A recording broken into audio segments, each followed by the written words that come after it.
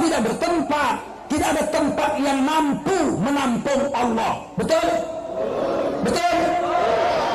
Jangan bilang Tuhan di atas sana. Di atas mana Tuhan? Tidak ada tempat yang mampu menampung Allah. Allah ada tanpa tempat. Sebelum ada apa-apa, Allah sudah ada. Wal awwalu. Betul? Setelah tempat ada, Allah tetap aja berada tanpa tempat. Kalau Allah sebelum ada apa-apa, ada tanpa tempat. Setelah ada aras, Allah nangkring di aras. Berubah dong sifat Allah dari tidak bertempat menjadi bertempat. Kalau berubah, bukan Allah. Allah tidak pernah berubah dari dulu sampai akhir. Huwal awwalu. Ketika hari Isra dan Mi'raj, Allah memberi salam sama Nabi. Nabi, Allah tidak bertempat tinggal di langit. Jangan salah ngaji. Di mana Allah? Di langit. Memang awan Allah. Allah tidak bertempat. Tidak ada tempat yang mampu menampung Allah. Betul? Betul? Jangan bilang Tuhan di atas sana. Di atas mana Tuhan? Tidak ada tempat yang mampu menampung Allah. Allah ada tanpa tempat. Sebelum ada apa-apa, Allah sudah ada. Wal awwalu. Betul?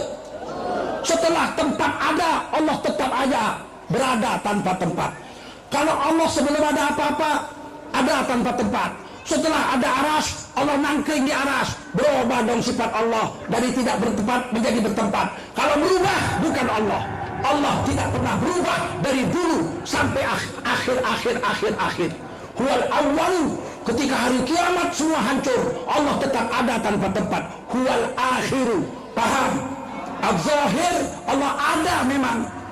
Tapi wal batin tidak bisa diukur, tidak bisa dikurung dengan tempat. Wa huwa ala kulli syai'in qadir. Maha kuasa Allah atas segala sesuatu. Ini akidah Ahlussunnah wal Jamaah, loh. Ini sekarang sudah mulai dirusak-rusak. Tuhan nangkring di langit. Suntolo ya kau. Kau pikir makhluk cicak rawa Tuhan nangkring-nangkring.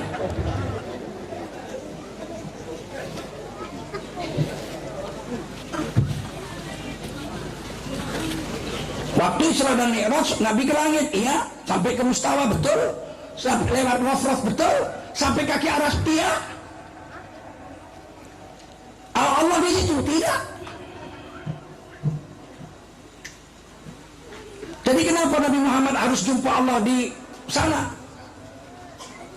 Karena Nabi Muhammad sehebat apapun dia seorang makhluk Allah. Betul? Kalau makhluk dia perlu tempat. Betul? Allahnya nggak perlu tempat, nabinya yang perlu tempat.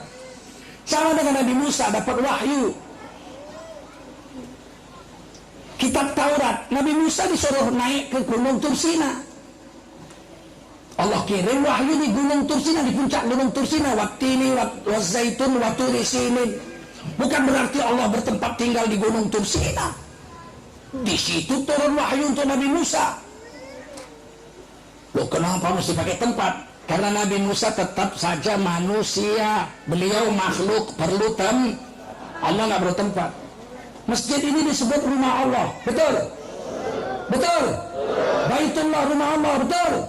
Bait min buyutillah, salah satu rumah dari rumah Allah. Bukan berarti Allah bertempat di situ. Terus kamu kirim surat kepada Allah di masjid, begitu. Kenapa disebut rumah Allah? Karena rumah yang penuh dengan rahmat Allah. Apa? Rumah yang penuh dengan rahmat Allah. Buktinya apa? Buktinya diajari Nabi masuk masjid, langkahkan kaki kanan, baca doa Allahumma semua. Iftahli abwaba rahmatik. Ya Allah, bukakanlah untukku olehmu pintu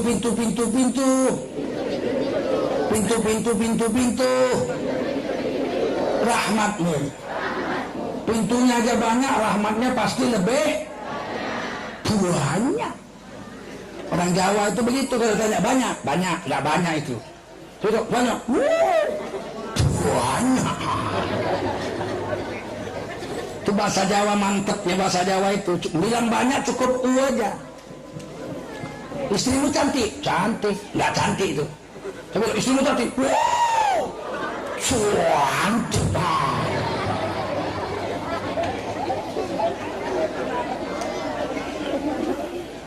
Orang Jawa kalau marah dia bilang, oh goblok, itu belum marah tuh. Tapi kalau wow,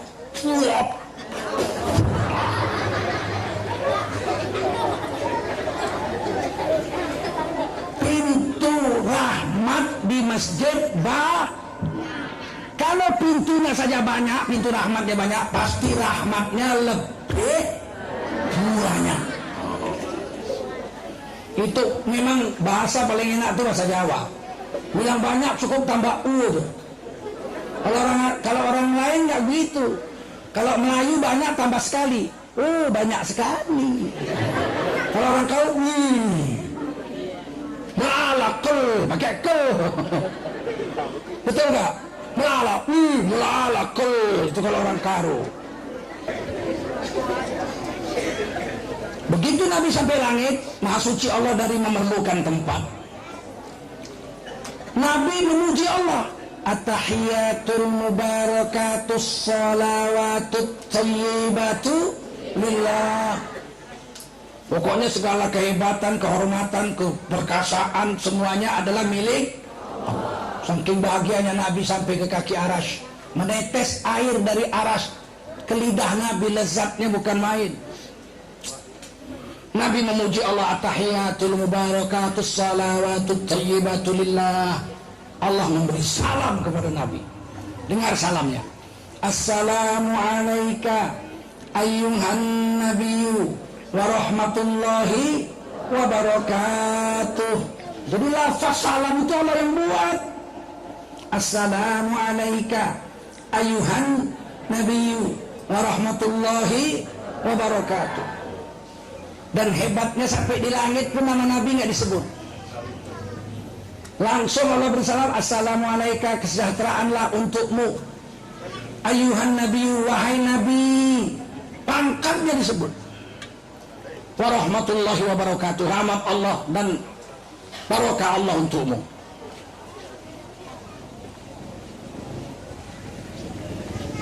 Sama dengan Nabi Isa. Ketika Nabi Isa lahir, orang Bani Israel mendemo Siti Maryam alaihassalam, ibu Nabi Isa. Hei Maryam, bapakmu imam besar Masjidil Aqsa, Imran. Pamanmu yang memelihara kamu dari bayi, Nabi Zakaria. Sepupumu Nabi Yahya. Ibumu wanita soleha. Buyutmu Nabi Harun. Kenapa kamu berzina? Kok melahirkan anak haram?